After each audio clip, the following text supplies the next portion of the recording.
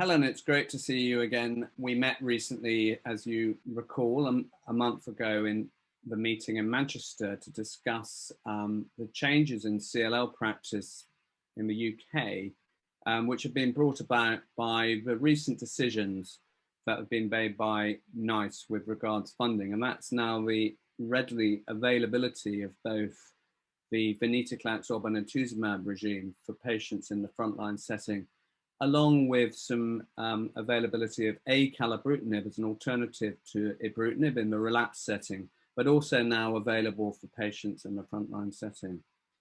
And these have made huge changes, really, I think you'll agree, and that was what our discussion brought out, I think, for patients. And if you remember, we were talking about two different scenarios. And we started off with a patient who was 65 or so, pretty fit and well, That's right. and had met the treatment criteria for CLL, and we discussed whether they would be appropriate, what treatment they'd be appropriate for. And we talked, didn't we, a little bit about sort of meeting the criteria for treatment, and that there's still no evidence for treating patients who are completely asymptomatic, so don't have any of the features of CLL causing them symptoms such as fevers or weight loss or sweats, or who don't have any changes in their blood counts, such as becoming anemic or low platelet counts due to CLL, or who don't have any sort of problematic enlarged lymph glands or spleen. So there's still no evidence to treat patients until they're meeting some of those criteria. But we talked about this patient who'd met some of those criteria and now needed treatment because he was anemic and he had quite a lot of lymphadenopathy that was getting quite troublesome. And I think we talked initially about someone who I felt very strongly would be appropriate for giving venetoclax obinutuzumab, which is now available in England for any patient, slightly more restrictive in other parts of the UK, such as Scotland, where you have to consider whether the patient's suitable for chemoimmunotherapy such as FCR, fludarabine, cyclophosphamide, rituximab, or not. And actually, this patient was, we both agreed, previously we would have given them FCR. But I argued quite strongly, I think, that that's not a treatment I would really give anymore. And we can discuss that in a minute. But it was a patient who I wanted to definitely deliver venetoclax obinutuzumab to. We discussed some of the data. We know that regime is only, the data for it is only available for those patients who are a bit older, or those patients who've got other medical conditions or comorbidities. But that may simply be having some high blood pressure or something like that. Yeah, so I absolutely agree. So you wouldn't find any argument from me about giving this patient venetoclax obinutuzumab. I think increasingly it's going to be our first line choice for patients. So I think that's a really important thing, is this is only available in this combination of venetoclax and obinutuzumab in the frontline setting. So patients who've never had any treatment for their CLL before. But absolutely, we know now from the data, so from the research trials that have been published using this combination, that patients are getting a really good response from this treatment. So that's measured in terms of how well they respond, whether they get a complete remission. So meaning that we actually are struggling to detect any CLL left in their blood or in their bone marrow on very sensitive tests, a test that we call MRD, or measurable residual disease. So maybe about half of these patients, we won't be able to detect any CLL in their blood anymore after this treatment. And that also that sort of remission seems to be quite durable. So it seems to be lasting. So far, the data has only been measured out for a few years. So we'll have to wait several more years to find out how long some of these patients remain in remission for. But a good proportion of these patients, more than 80% of them, are still in remission 3 or 4 years after the treatment's finished. And it's a treatment that's just fixed duration. So they only have to be on treatment for a year. So 6 months worth of the obinutuzumab, which is given as an intravenous infusion, which means trips into hospital. But then the venetoclax part of it is a tablet treatment that they take every day for a year, and then it stops.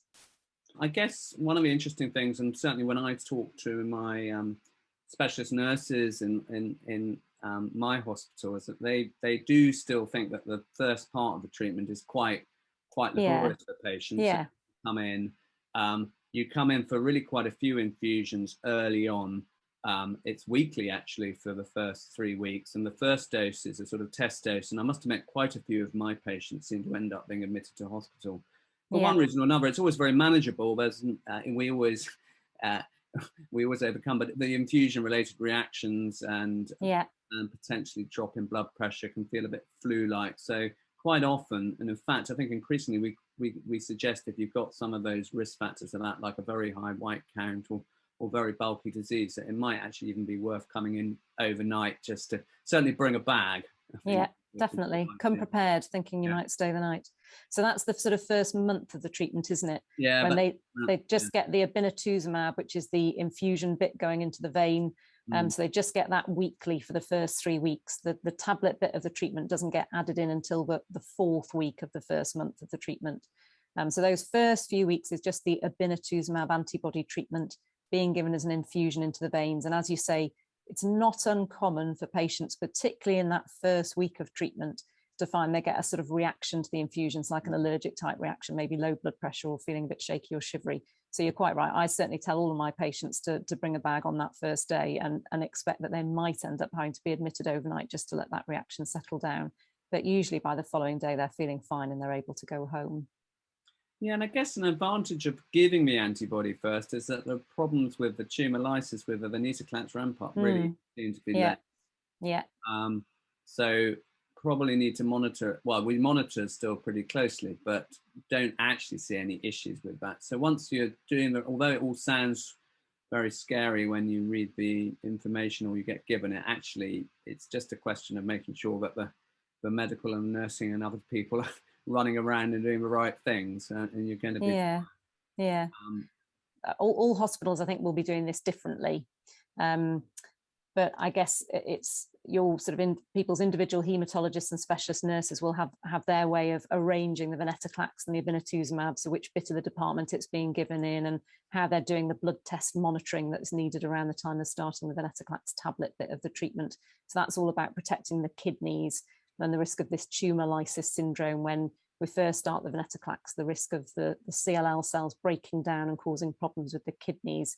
And as you say, that does seem to be less in this treatment combination where people have had some obinutuzumab for a few weeks' time. We're seeing much less of that tumor lysis problem when we start the venetoclax, but it's still important to be doing all the blood test monitoring to check the kidneys are okay. And I counted up once the way we're doing it, that it means that patients will probably have a minimum of 14 visits to hospital in the first 8 weeks to account for all those trips in for the obinutuzumab in the first few weeks, and then all the extra blood tests that are needed to check up on their kidneys once they start the venetoclax. So it's a fairly big undertaking for patients, certainly in the first couple of months of treatment, and always the chance they might have maybe a couple of overnight stays along the way. I know some patients and some hospitals will still do the venetoclax ramp up bit over those first 5 weeks when the venetoclax tablets are just being started. They will plan to admit patients for all of those occasions. So patients might come in for 1 or 2 nights a week every week for 5 weeks when the venetoclax is first being started. I don't think we do that now. We tend to do it all as an outpatient, but knowing that patients might need to get admitted if their blood tests don't look quite right from the kidney point of view. No, that's right. I mean, we've not been routinely admitting patients unless they're definitely a high risk, and that might be for the first or 2 of the ramp-up doses. But actually, I mean, we've generally been avoiding that by using our ambulatory unit, which means that we can have access to long care. But of course, not every hospital has access to that, so it is going to be very, very hospital dependent. And if you are deemed to be high risk, then it is necessary to monitor really quite closely. And actually, I think there have been some recent changes to the drug information regards that for those high risk patients. So it's quite important to establish whether someone is high risk. How are you assessing the risk? Yeah.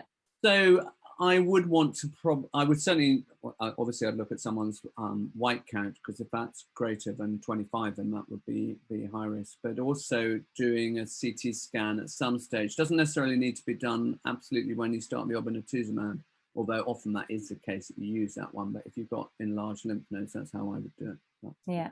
We often kind of talk about bulkiness of disease, don't we, particularly on the CT scans, if there's big chunky or bulky lymph nodes or a very high white blood cell count when we're getting started with the treatment, we think that those people might be at more risk of the tumor lysis syndrome when we start with venetoclax. But once that's all done and patients are through, all that, I think people tolerate once you're on a stable dose of venetoclax. Although I find that you have to change, you have to be quite careful just looking at what the some of the other white cell counts are doing. The neutrophil count, that can drop a bit low.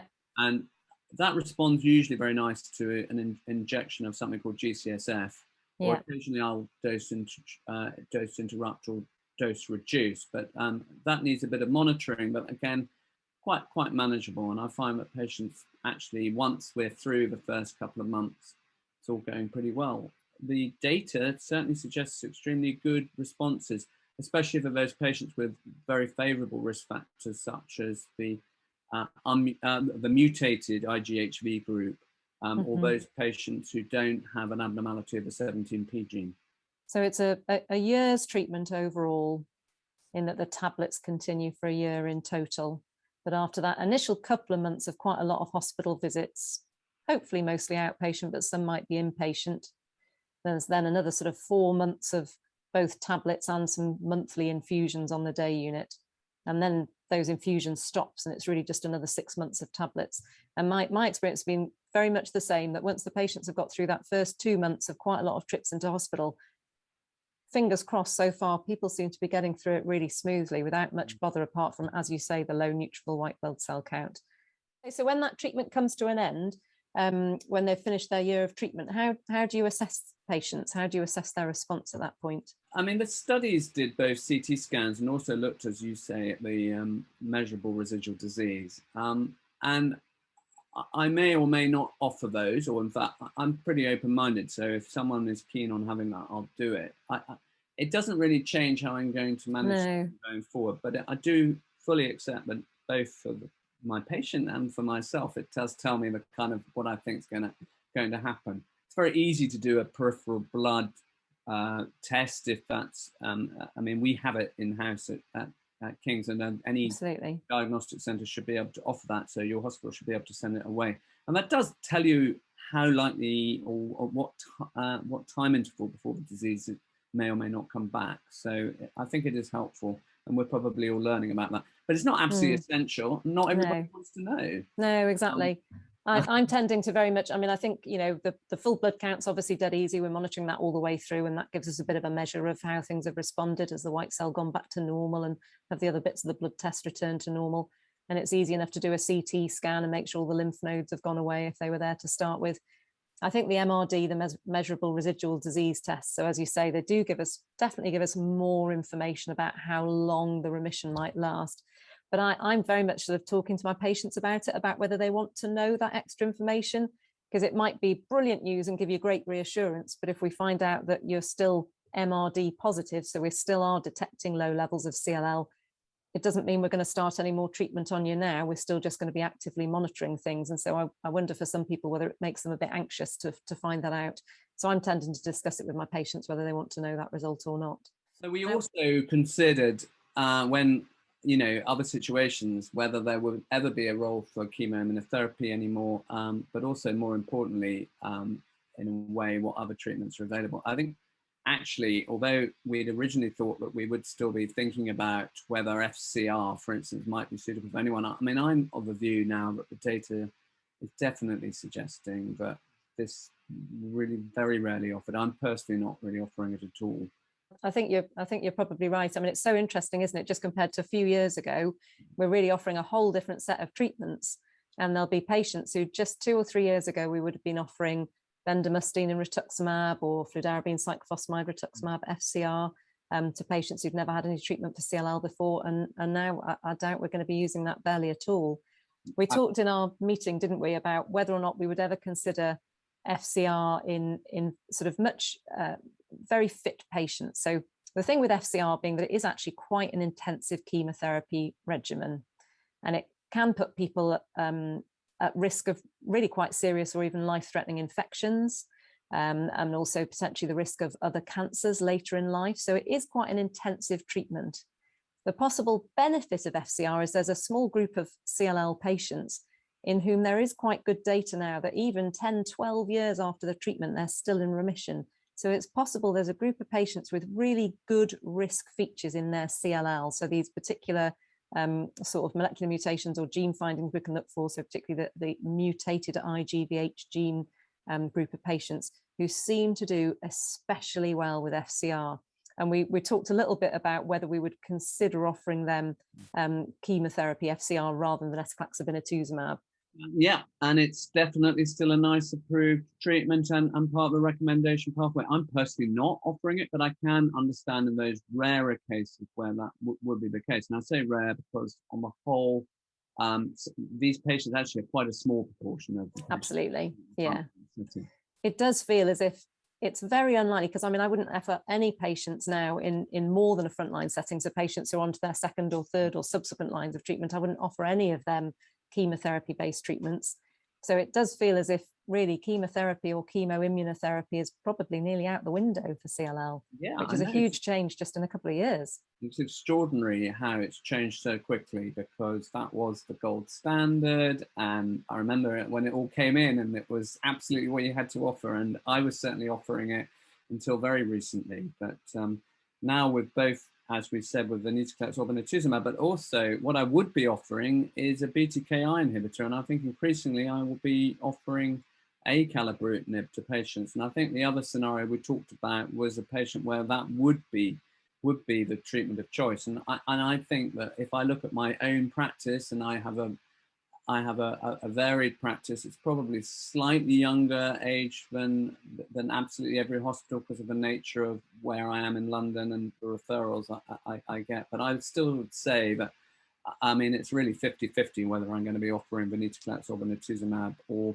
acalabrutinib.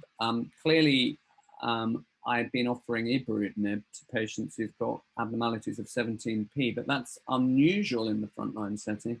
But now we do have acalabrutinib for our frontline patients. Anyone who it's thought unsuitable for receiving FCR or BR, and there are many of those patients I would have previously been offering chlorambucil obinutuzumab to. Yeah. I don't know. We just discussed a patient who was a little bit older than the first case we discussed, but I mean, it would be that those patients who I think a continuous therapy, which is given as an oral tablet, taken twice a day, but doesn't require all the contact with the hospital and probably certainly less intense monitoring to start treatment. Although obviously if you've got an indefinite treatment, you do need to continue to monitor, but that's very manageable. In our meeting the other week, we talked about an older patient, didn't we? Somebody maybe in their, I think the patient we were talking about was in their mid-80s. And certainly they are still eligible to receive venetoclax obinutuzumab, and it is still a regime we could offer them. But I think at this point, we need to really think about, obviously with any patient we're talking to, we're thinking about the features of the disease. So if there are any specific features about their CLL that should guide our treatment, also about the patient themselves, so their age, their other illnesses, anything else that's going on for them, but also about their lifestyle. Because venetoclax obinutuzumab, as we've said, involves a lot of trips into hospital, particularly in that first couple of months. And we've got COVID going on at the minute. Obviously, over the last 18 months, it's not going away anywhere quickly at the minute, unfortunately. And so we do have to think about, all these trips into hospital. So acalabrutinib offers a sort of alternative. Again, as you said, it can be used in the relapsed setting, but also in the frontline setting. Because it's a tablet treatment, people can take it at home. It doesn't involve all those regular trips to hospital that venetoclax obinutuzumab does. It's, as you said, an indefinite treatment. So once people start on it, if they're tolerating it okay and it's doing the job, it's working for their CLL, then they just stay on it indefinitely. So I've definitely thought about that as an option for patients who are maybe older or really just don't want to be coming into hospital for all the trips that the venetoclax obinutuzumab would require. Or maybe I'm worried about something that I think would make them particularly at risk, say, of a serious infusion-related reaction, maybe older, very frail people, something like that. I'm worried that they could actually be quite poorly with a serious infusion-related reaction with obinutuzumab, or they've got a lot of trouble with their kidneys, and I'm worried about the tumor lysis risk and so on. But I think it's very much a discussion with the patient about venetoclax obinutuzumab and what that entails, or acalabrutinib and what that entails, and what might the patient prefer. Yeah, I think it's interesting when you have these thoughts and discussions that, I mean, I find that although we talk about which disease factors might be important, I mean, I think patients who've got abnormalities of 17p, I think a continuous therapy such as acalabrutinib is probably still where I would go rather than venetoclax or obinutuzumab, although that data is actually not, is pretty good actually. But those factors, and also what other conditions a patient have, their comorbidities, you know, have they got any heart disease, have they got any kidney disease and things like that. But actually, when it comes down to it, most of the time, I think it's really what lifestyle factors is important for the patient. And we have absolutely no idea really whether one treatment is beneficial over the other. And I don't think any of us can say hand on heart that we actually know. We might have theories, we might have ideas, we might confess, we might tell patients that in the consultation room, but I mean, I don't think we're so I think it's amazing that we've got these choices of therapies. Absolutely. We did briefly discuss the side effect profile of acalabrutinib versus ibrutinib, because there's now new data on that. And it's very encouraging to see that there does probably look like there's less of the cardiac side effects, probably less of the high blood pressure complications, probably less of the atrial fibrillation than has become apparent with ibrutinib, which I think is nice to see, and it means that we've got a really good drug there to use. That does make it look quite appealing, doesn't it? And maybe in the sort of relapse setting, if we're in a position of deciding, you know, maybe a patient's been treated with chemotherapy before, or they've been treated with venetoclax obinutuzumab and maybe needing a second line treatment at some point in the future. I think certainly these BTK inhibitors are a great next step for second line treatment. And when we're deciding now that we have the option of both of them between ibrutinib or acalabrutinib, as things currently stand, I think the research data that we've got seems to show that the two are pretty much equivalent in terms of how well they work. We don't have any data to say that one is better than the other, but I think we do seem to be, as you say, seeing some data that maybe the acalabrutinib doesn't have quite as much in the way of the heart side effects. So it might be a preferable option. Yeah, I think so. I think when it comes to, certainly when if I'm starting a treatment, that would make me think that way. I'm not yet at the point that I would want to change someone from ibrutinib if they're getting on with it well. Because I totally agree with you. Most patients do get on extremely well. Yeah, absolutely. That may change. I don't know, but at the moment that would be my view about it. No, I totally agree. One thing I'm very aware of that I always think, because I know we don't do it in the clinic, and I would want patients to arrange it themselves, their GP is getting their blood pressure checked, because I think patients on ibrutinib, it is important to keep a check on their blood pressure. And obviously GPs can just do that in the normal way and manage high blood pressure in the normal way. But we know that patients who've been on ibrutinib, however long they've been on it, they are still at risk of developing high blood pressure, even if they've been on it for several years. I think advising patients in the consultation to get checked at the GP, or if they want to do home monitoring, which, because it is quite easy now to get hold of a home, because they are very high standard. But yeah, I always find clinic blood pressure taking difficult, because I'm never very sure whether it's a real reflection of whether it's just the excitement of coming to see you, Piers. We didn't really talk about COVID during the session, although I did do it later on. It is still around, and it is still something which is important to CLL patients. Many other webinars on that topic, but we'll continue to very much bear it in mind and tailor treatment to what's happening at the time, I think. Absolutely. I think that was a sort of good summary of where we were. Yeah, I think so. Nice to catch up about that. Absolutely. I hope you enjoy the rest of your holiday, Piers. Thank you very much, and I hope you enjoy yours coming up. Indeed. Take care. Bye-bye.